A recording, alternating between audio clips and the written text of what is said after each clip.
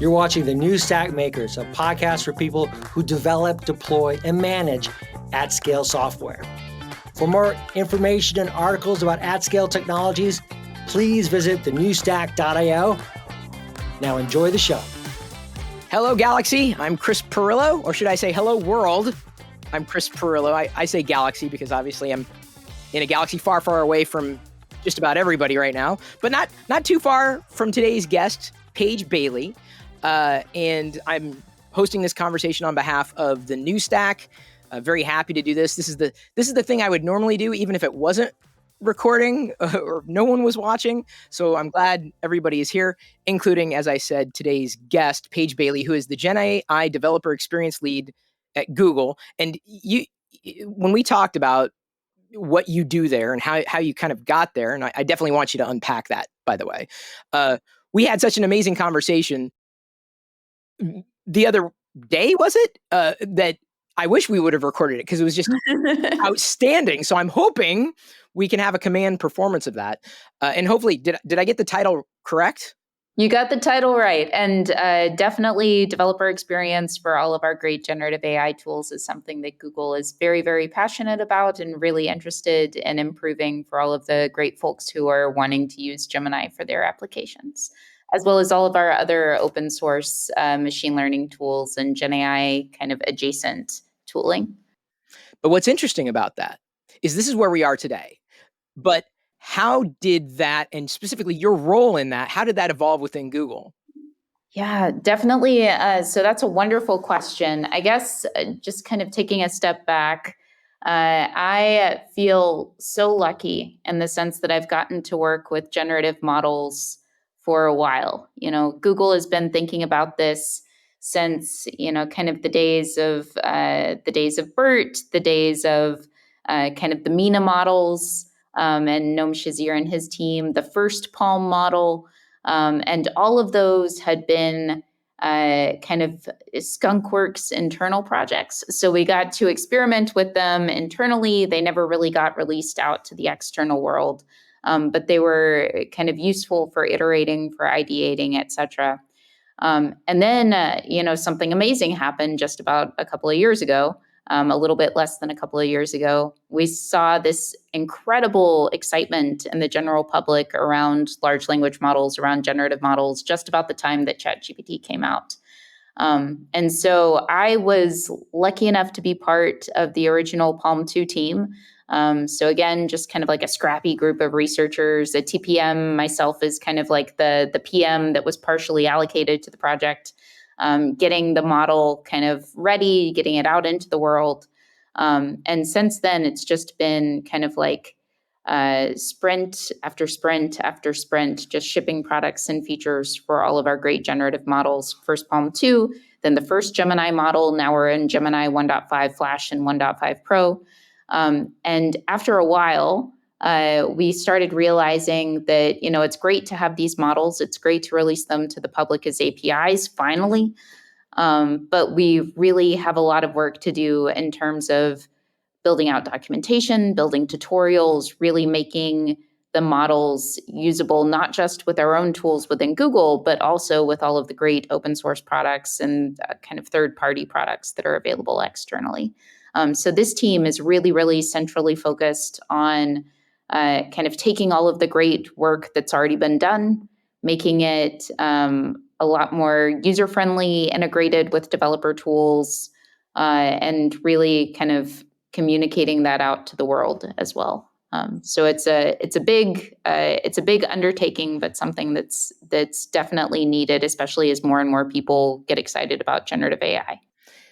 How did you get started? Not just with this specifically, and machine learning and whatnot, and of course now the term AI, Gen AI. Yep. But in the beginning, what got you started on this path to where you came and where you are today? Personally, professionally, what got you started? Your first computer? Yeah. So, wow. So my first, it feels like a long time ago, and I guess it was my first computer. I started programming just very, very basic text adventure games. So kind of like Zork style. Yeah. When on an Apple II. So my family rescued it from being thrown away when I was around 9 years old.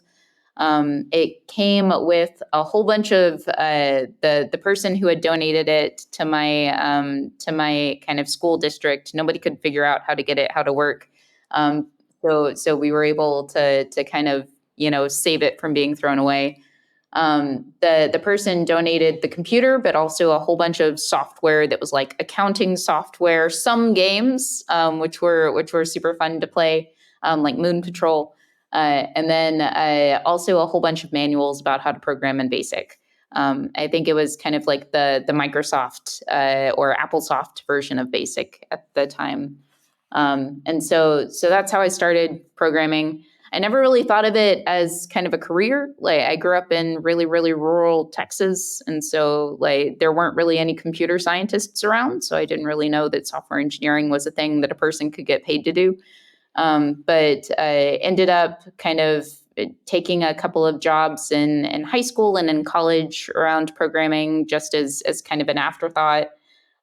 Did my undergrad work in kind of this geophysics, kind of applied math space.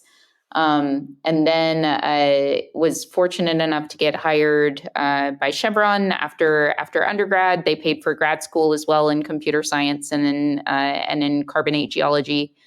And I started doing machine learning while I was working at Chevron. And I think the first time that I got really, really excited about the potential of deep learning, kind of this precursor to the sort of transformer models that we have today, was when TensorFlow first came out in 2015. There was a tutorial that TensorFlow was bundled with where you could differentiate between like 5 different flower types, and you could also swap in a whole bunch of other pictures and fine tune the model on those images. And I was able to get the model to detect between different kind of reef and atoll shapes for earth sciences problems. And this was something that previously would take a grad student on the order of months to do. And you could do it really, really quickly just with these more and more capable models. And after that, I was hooked. Being able to do something in minutes that would have normally taken months it just felt like that's where the world was going to head. And so I started really doubling down on deep learning then around 2015. And haven't really looked back since. So went to Microsoft as an engineer, then came to Google, spent a year away during the pandemic at GitHub, kind of working on machine learning features in VS Code and some of the features within GitHub as well. Was able to kind of be involved in the early days of Copilot, testing out the UX, helping out with some of the lower level APIs. And it was just very, very fun. And it's like I said, it's a winding road, but something that when you kind of take a step back and squint, it's really it's really obvious to kind of see that things have been exponentially increasing for a while. It's just that now it's obvious to everybody in the world, not just people in the research labs. But I think that's important to talk about because I feel that we grew up maybe in a similar era, and where we came from is certainly different from where we are today. But I'm not quite sure, and maybe this is just my feeling and potentially an opinion, that what we're seeing now has ever been seen before, to the point where I have to ask you the question, what does Gen AI and the like, this world, this era, what does it mean for the future of not just software development, but the roles in software development from junior to senior and beyond? That's such a great question. So at Google, we've been applying AI to the software development process internally for a while. And it's not just kind of the features that you see within Copilot, which is really centrally focused around code generation, kind of code explanation in the IDE, these things that are very inner loop focused. So like you're trying to author software, how do we accelerate that? But things that kind of fall into the more outer loop. And what I mean by that is being able to kind of monitor the performance of particular processes on compute infrastructure for storage, and being able to make modifications to code such that the code becomes more efficient. So you use, like as an example, if you're deploying models, you have to use fewer GPUs or fewer TPUs in order to do that. Or you can kind of change a data structure, even just in a script that's running on CPU, and have significant performance increases. So it takes less time, which ultimately takes less compute. Also impacting things like code review. So code review takes less time. You can get a model to review your code before you send it to a human.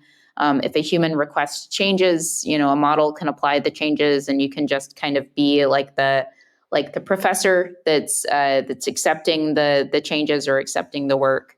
And in general, over the course of the last year and a half or so, I found myself, whenever I write code, to be more of this kind of reviewer, the kind of overseer, as opposed to the person that's trying to do the work myself, or having to hunt through documentation to find the right answers. So hopefully, and kind of optimistically, what I'm hoping is that there's always been this struggle for creative folks to have an idea in your brain, and then to have this really, really arduous process of doing lots and lots of work and running into issues and brick walls trying to get that idea out into the world such that other people can see it. So it's not just something that's a dream, but it's something that, is actually usable out into the real world. And what I'm hoping for these generative models is that they can unlock that potential for everyone. Like anybody who has an idea, anybody who, wants to create a computer game or wants to create a new feature. They don't have to, struggle and perhaps never get there, but they really do have the chance to actually get those things out into the real world. That sounds, it's almost like the story of my life, in the sense that I had to wait for something to be developed. I am definitely more on the creative side. I'm definitely not an engineer, not a programmer. I did basic programming too. I think I played more with Mad Libs creating Mad Libs on the C64. That's my era, VIC 20 C64. But I'd have an idea like, oh, I wish I could do this, but I would have to wait until it was released, or I would have to hire somebody, and that inevitably it didn't work out, or would rarely work out. But to be able to, certainly turn to a model, right, and say, here's what I want, and maybe it doesn't stick the landing, but then I can at least take that concept or find that concept and bring it to, someone who has far more expertise in this jurisdiction, more of taking on the role of an analyst, or someone who's supervising or looking at what's being done, to be able to bring it to full fruition, right? That to me is it's exciting as a creative. But again, I ask, or maybe to put a finer point on it, what does that mean for the people who are currently studying in school right now, or taking or getting certifications to be developers? Their whole world's got to be changing right now. Am I wrong? I think you're right. I had previously, I have a whole bunch of nieces and nephews, who I love desperately, and who are amazing. Many of them very, very technical.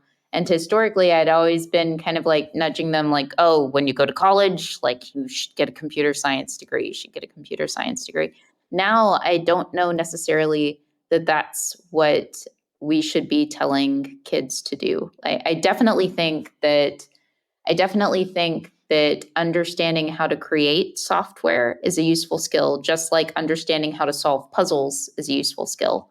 But it's becoming much more a scenario where this magic is kind of happening in the margins between computer science and some other disciplines. So like computer science and biology and computer science and physics, or computer science and chemistry, or computer science applied to something in the humanities.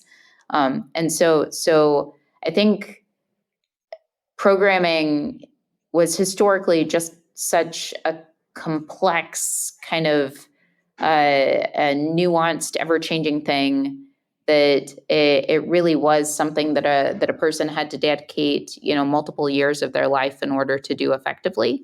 Now it's becoming more to the effect of a tool that everybody should have in their toolbox, because generative AI is just making it easier and easier in order to write code or to automate processes. And maybe the code is generated behind the scenes. The person never has to see it, but it's something that if you learn how to use effectively, it just accelerates whatever else that you're interested in. And so instead of telling kids like, "Hey, you should go get computer science degrees," I really feel like what we should be teaching them is how to ask better questions, how to think empirically and analytically, and to get really, really passionate about something, such that they really want to create and build, and just thinking of programming as kind of a tool that they would have in their toolkit in order to do that. And just honestly, speaking very selfishly, like the interesting piece has never been writing the code itself. The interesting bit has been kind of what is the problem you're trying to solve. And so the more time that we can give to people to be creative, to really, kind of think about what outcome they're trying to achieve, as opposed to how on earth they're going to get there, the better off we're all going to be, and the more people will actually be able to focus on shipping features as opposed to like the tedious time that it takes to create them. Sorry, I am just struck, and I realize it's a thought that just hit me as you said what you said. It's a very spiritual way of looking at software or technology, because spiritually speaking, you set the intent without being connected to the outcome. You just put it out there and it manifests. And how you framed it, I'm telling you, is a striking parallel and almost really a crossover between spirituality and reality, or what we have in front of us in using technology. That's fascinating. Yep. It's really like, I'm also I love kind of the community aspect of software as well, to be honest. Like that's one of the reasons why I really love open source, is that, so much of the tooling that gets created is all about, building things that help other people build things. And so one of the coolest features of these models, I think, is that, instead of having programming being this thing that's kind of locked in an ivory tower for, a small number of folks, sort of, right now the number of actual developers, like people who are engineers spending their time building software in the world, is a very, very small percentage of the overall global population. And that's really unfortunate, because being able to build things, share, brings a lot of joy. These models have kind of really started democratizing the capability of building things like Claude's artifacts, building software like with v0.dev from Vercel, being able to automate processes. They've really democratized that in a way that we've never seen before.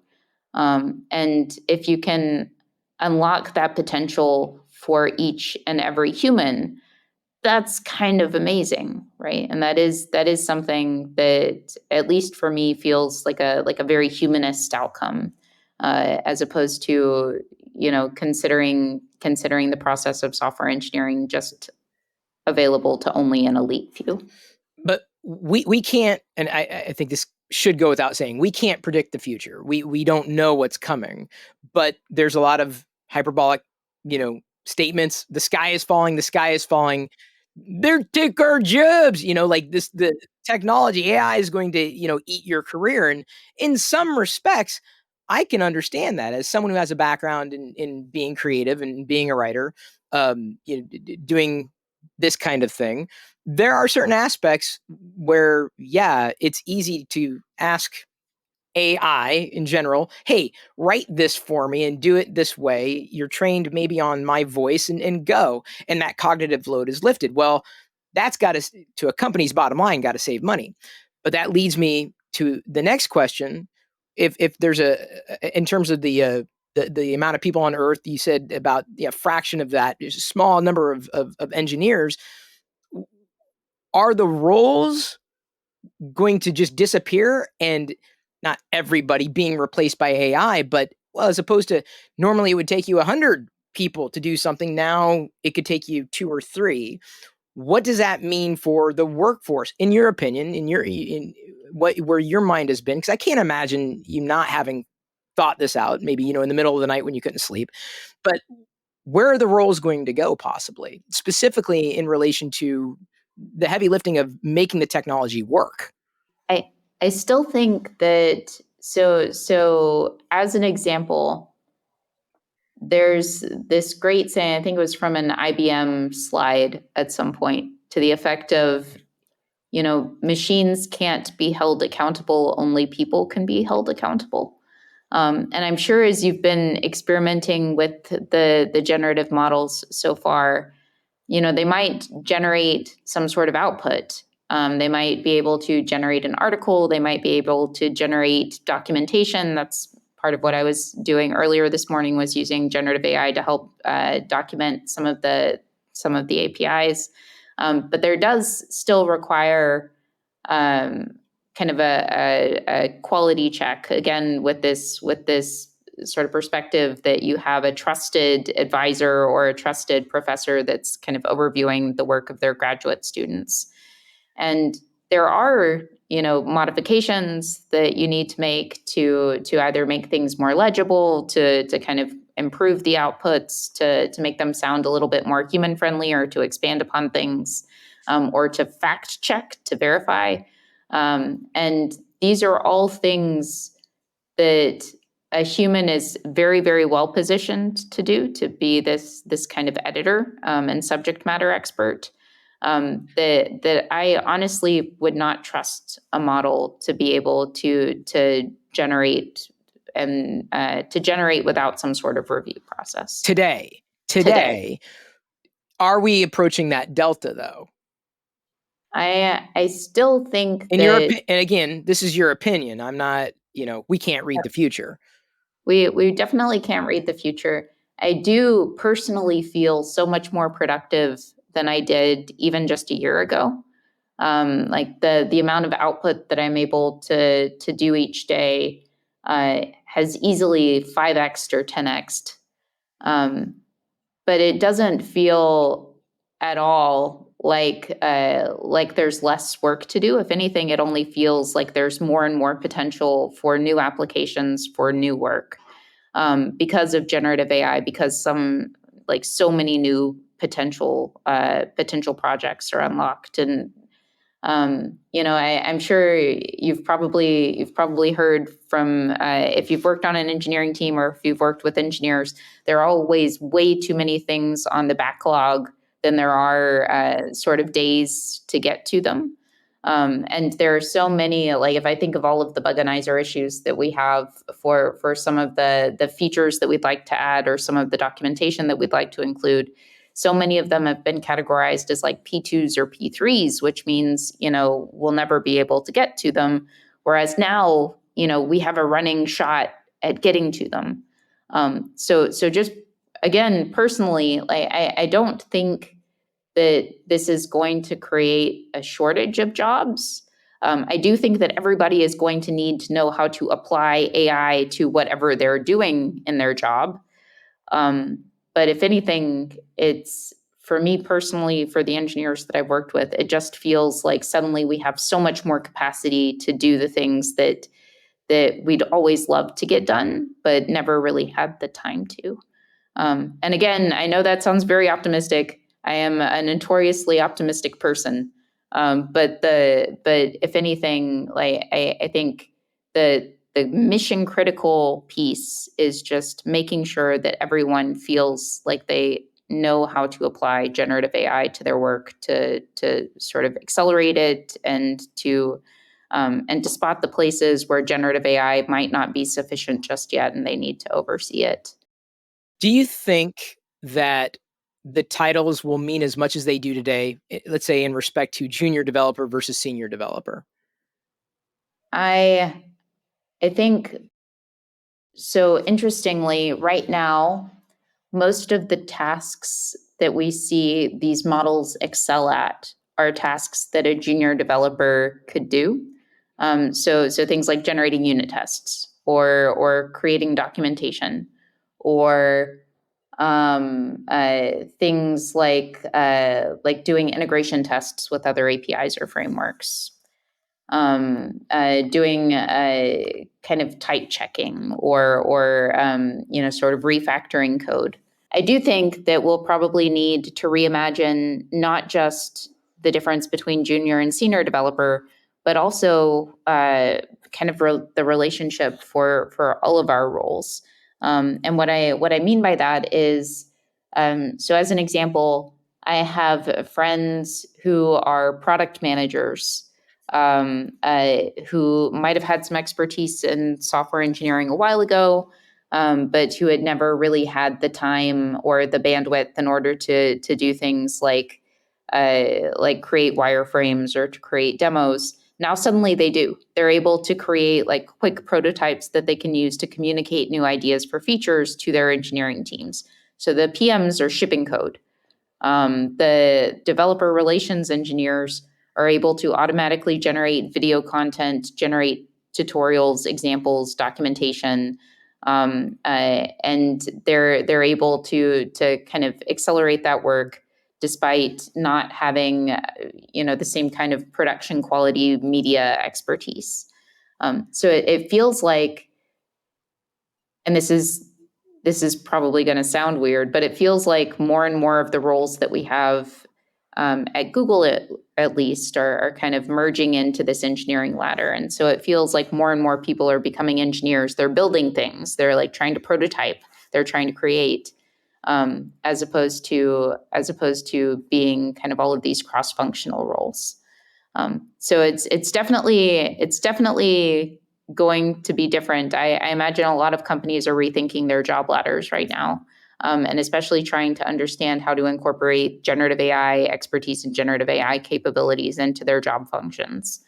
But it's something that we'll all have to think about, and I don't think anybody has the answer right now. I am curious, and this will be my last question.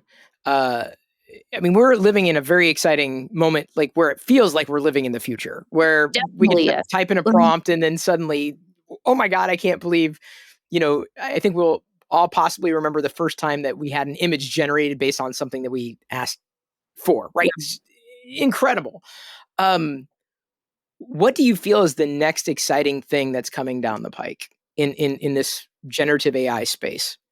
Oh, wow. That's so. What are you waiting for? What are you chomping at the bit to see come to fruition?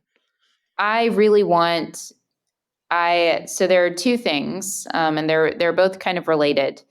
I also want to say, like, this is because you gave the recommendation of something that needs to exist that does not currently. I do love Waymo self-driving cars, and so everybody should like go and test them out in San Francisco. I think they're available to everybody now.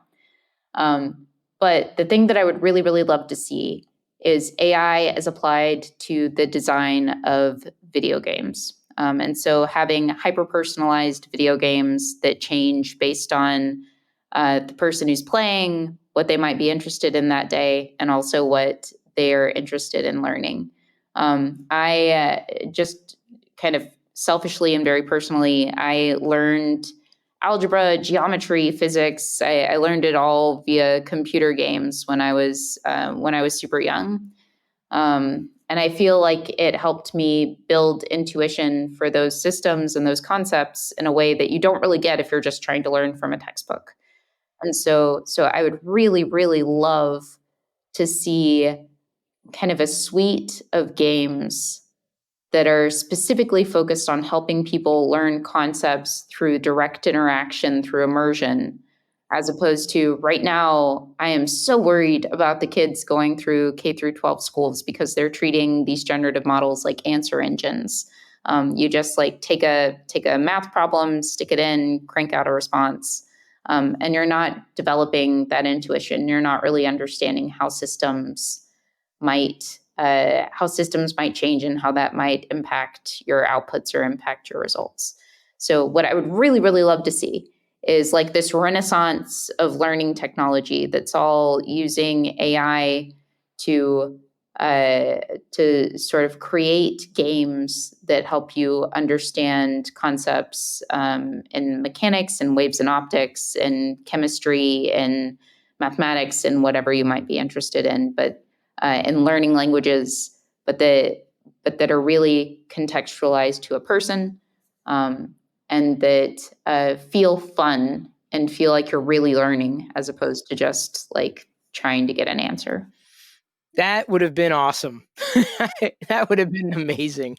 Yep. I do have to say, like, if people have not played like the learning company games, like the things like Gizmos and Gadgets and Operation Neptune, they were amazing. And then also kind of the newer versions of them, I guess, like Factorio, and then there was also The Incredible Machine. Like all of these are really, really fun, but like they sneaky teach you all of these technical concepts. Yeah, it would have helped me immensely with everything in math and science, I guarantee. Yep. Paige, I appreciate your time, certainly your expertise, and the fact that you're doing what you're doing now. I really appreciate it. Thank you. Thank you so much. This was super fun, and I am very jealous of your Star Wars collection. I love sharing this. It's, you can look, you can touch. If you were here, you could touch. Not everything. Some things I have to remind my daughter. No, that's not a toy. It looks like a toy. It is a toy technically, but it's not a toy. So Awesome. Thanks again, Paige. Appreciate it. Cool. Thank you. If you like this video, please give us a thumbs up. And if you'd like to see more videos like this, you can always subscribe to our YouTube channel. We're on all the major social media platforms. You can always find us at thenewstack.io. We hope to see you soon.